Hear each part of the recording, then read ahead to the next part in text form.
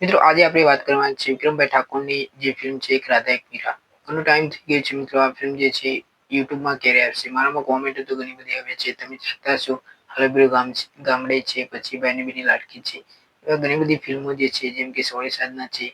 એ ફિલ્મની કોમેન્ટો પણ મારામાં આવતી હોય છે કે યુટ્યુબમાં જલ્દી વિક્રમભાઈ ઠાકોરની જે ફિલ્મો છે બધી જ ફિલ્મો જે છે યુટ્યુબમાં લાવો. તો આજે આપણે વાત કરવાની છે એક રાધા એક મીરા વિશે.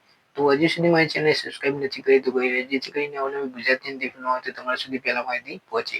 મિત્રો એક રાધા એક મીરા ફિલ્મ ખૂબ સારી ફિલ્મ છે, લવ સ્ટોરી ફિલ્મ છે. એમાં આપણને રીના સોની, મમતા સોની અને પટેલ અને આપણને વિક્રમભાઈ ઠાકોર પણ જોવા મળે છે. મિત્રો ફિલ્મની સ્ટોરી પણ ખૂબ સરસ છે અને ફિલ્મ ખૂબ મહેનત કરી છે એવું આપણને લાગી રહ્યું છે. તમે ટ્રેલર જોયું હશે, મેં તો ફિલ્મ જોઈ હતી 2015માં કે 16માં લગભગ આ ફિલ્મ આવી હશે મિત્રો. તો આ ફિલ્મનો ઘણો ટાઈમ થઈ ગયો છે મિત્રો. આ ફિલ્મ 2023માં પણ સિનેમાઘરોમાં આપણને જોવા મળી હતી. સિનેમાઘરોમાં તમે જાણતા હશો તો આ ઘણો ટાઈમ થઈ ગયો છે મિત્રો. કદાચ આપણને જુજુ એપ્લિકેશનમાં આ ફિલ્મ કદાચ આપણને જોવા મળી જાય. જેમ કે મિત્રો જુજુ એપ્લિકેશન વાળા આપણને આ રાઇટ્સ જે છે ફિલ્મની જે રાઇટ છે એ ખરીદી શકે છે. કદાચ મિત્રો એવું કહેતું નથી કે જુજુ એપ્લિકેશનમાં આવી જશે. તો મિત્રો સી મારું મી પર ઓટીટી પ્લેટફોર્મ છે, એમાં પણ કદાચ આવી શકે છે આ ફિલ્મ. અને ઘણી બધી મિત્રો ચેનલો છે એમાં પણ આવી શકે છે. મિત્રો હજુ સુધી આવી નથી, અપડેટ મળી નથી, તો કોમેન્ટ કરી હતી એટલે મેં આ વિડીયો બનાવી દીધો. સાથે મિત્રો તમે જાણતા હશો કે કોકોનટ પાસે આ ફિલ્મની રાઇટ્સ છે.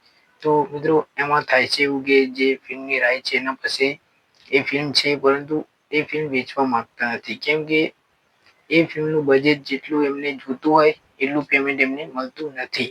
તે માટે એ ફિલ્મ વેચવા માંગતા નથી. એટલે મિત્રો આ ફિલ્મ આપણને જોવા મળતી નથી. પણ કદાચ જુજુ એપ્લિકેશન વાળા આ ફિલ્મ ખરીદી લે તો આપણે જુજુ એપ્લિકેશનમાં જોવા મળી જાય.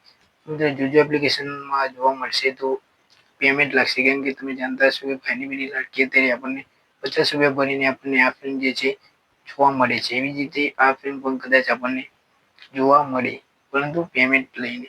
અને મિત્રો એવી ઘણી બધી ફિલ્મો છે જે કોકોનટ વાળા પાસે છે, પરંતુ એ વેચવા માંગતા નથી. જેમ કે કહેવતલાલ પરિવાર છે, ચાલ જીવી લઈએ છે, પછી હમીર છે. એવી ઘણી બધી ફિલ્મો છે મિત્રો જે કોકોનટ વાળા પાસે આ રાઇટ્સ હોય છે, પરંતુ એ વેચવા માંગતા નથી.